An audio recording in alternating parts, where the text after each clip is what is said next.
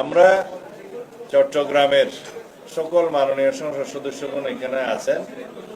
এখানে আমাদের city mayor আছেন এবং মাননীয় প্রতিমন্ত্রী আছেন মীর হেলাল সাহেব, পুলিশ ডিপার্টমেন্টের হেড অব দি ডিপার্টমেন্ট আছেন, আইজিপি আছেন, স্বরাষ্ট্র মন্ত্রণালয়ের সিনিয়র সচিব আছেন, বিজিবির ডাইরেক্টর জেনারেল আছেন জেনারেল আশরাফ, আমাদের আইজি প্রিজন সাহেব আছেন, divisional commissioner, CMP commissioner, DIG, SP, DC, বিভাগীয় কমিশনার সবাই আছেন এবং অন্যান্য ডিপার্টমেন্টের আমাদের র্যাবের এখানকার লোকাল চিফ আছেন, অন্যান্য ডিপার্টমেন্টের সমস্ত কর্মকর্তারা আছেন, সামরিক বেসামরিক অনেক কর্মকর্তা আছেন।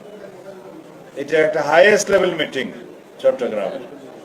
আমরা এই জন্য মিলিত হয়েছি যে দেশে আইনের শাসন প্রতিষ্ঠা করতে হবে কার্যকরভাবে, জনপ্রত্যাশা অনুযায়ী।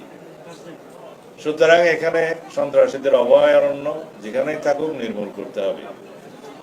রাষ্ট্রকে চ্যালেঞ্জ করার মতো যে দুঃসাহস সন্ত্রাসীরা দেখিয়েছে সেটাকে আমরা যথাযথভাবে অ্যাড্রেস করব এবং এই এলাকায় সলিমপুর, জঙ্গল সলিমপুর, আলীনগর, এই টোটাল এলাকায় এবং সারাউন্ডিং যে সমস্ত এরিয়া আছে এগুলোর রোড নেটওয়ার্ক আমাদেরকে এস্টাবলিশ করতে হবে। কিন্তু আমরা এখানে যারা বাসিন্দা যে কোনোভাবেই হোক তারা এখানে আশ্রয় নিয়েছিল তাদের জন্য আমরা পুনর্বাসনের ব্যবস্থা করব এবং তাদেরকে কাউকেই উচ্ছেদ করা হবে না। আমরা এখানে সরকারি যে সমস্ত স্থাপনা করতে চাই, যে সমস্ত একাডেমি করতে চাই সেগুলোর জন্য জায়গা নির্ধারণ করার জন্য আমরা আজকে ম্যাপ নিয়ে সমস্ত ডিপার্টমেন্টাল হেডদের সাথে আলোচনা করেছি এবং এগুলো বাস্তবায়ন কিভাবে করা হবে সেটা আমরা পরীক্ষা নিরীক্ষা করে দেখেছি। আমরা প্রাথমিকভাবে এখানে চট্টগ্রামের জেলখানা যে স্থানান্তর হওয়ার কথা বা এই যে লিং রোডের পাশে সেই জায়গাটা আমরা দেখেছি এবং আরো প্র্যাকটিক্যালি ভিজিট করার জন্য সংশ্লিষ্ট কর্মকর্তাগণ যাবেন।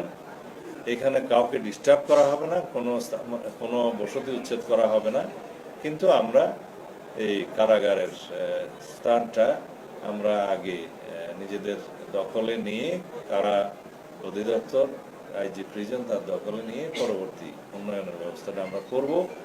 সেটা জরুরি হয়ে গিয়েছে। অন্যান্য ডিপার্টমেন্টের জন্য কোথায় কি স্থাপনা করা যায় এবং কি করতে হবে সেগুলো আমরা যথাযথ পরিকল্পনা করে এগোবো। তার আগে আমরা এলাকায় আইন শৃঙ্খলা নিয়ন্ত্রণ করতে চাই এবং শান্তি প্রতিষ্ঠা করতে চাই। আর সন্ত্রাসীরা যেখানে আশ্রয় নিয়ে থাকুক না কেন, যাদেরই প্রশ্রয় নিয়ে থাকুক না কেন, সেগুলো সবকিছু আমরা চিহ্নিত করে তাদের বিরুদ্ধে ব্যবস্থা নেব ইনশাআল্লাহ।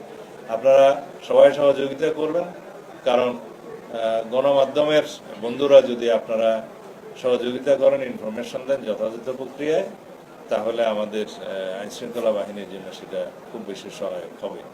আশা করি আপনারা সবাই দেশের কল্যাণের জন্য, আইন শৃঙ্খলা পরিস্থিতি উন্নয়নের জন্য এবং জনপ্রত্যাশা অনুযায়ী শান্তি প্রতিষ্ঠার জন্য, জনগণের নিরাপত্তা বিধানের জন্য সহযোগিতা করবেন। ধন্যবাদ।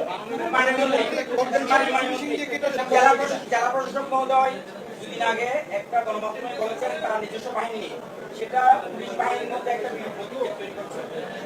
এই জেলা প্রশাসক নিজেকে মানবিক দাবি করে পত্রিকায় প্রেস রিলিজ করেন।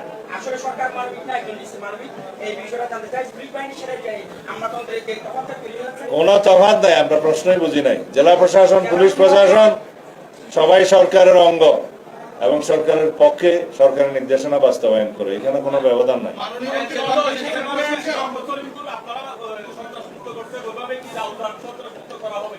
অবশ্যই রাউজান, রাঙ্গুনিয়া, ফটিকছড়ি, বোয়ালখালী সবকিছু অ্যাড্রেস করা হবে। এগুলো সমন্বিতভাবে প্ল্যান হচ্ছে।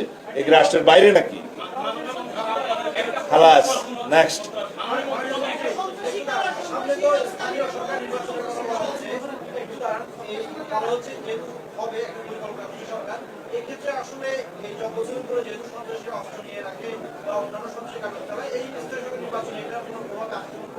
যে কোনো প্রশ্নই হলো না, কোনো সন্ত্রাসী থাকবে না এখানে।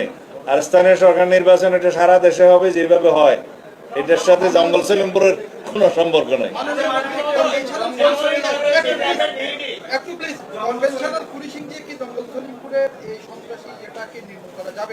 কনভেনশনাল পুলিশিং কে বললো? ঐতিহ্যবাহী পুলিশ, তার সাথে বিজিবি ছিল, র্যাব ছিল, মিলিটারি ছিল, অন্যান্য বাহিনী ছিল, হেলিকপ্টার সাপোর্ট নিয়েছিল, 4000 বাহিনী গিয়েছে। এখানে শুধুমাত্র কনভেনশনাল পুলিশ কোথায় গেল? সবাই রাষ্ট্রের পক্ষে, রাষ্ট্রের বাহিনী রাষ্ট্রের কল্যাণে জনগণের সাথে কাজ করবে, জননিরাপত্তার জন্য কাজ করবে, সবাই আমরা এক।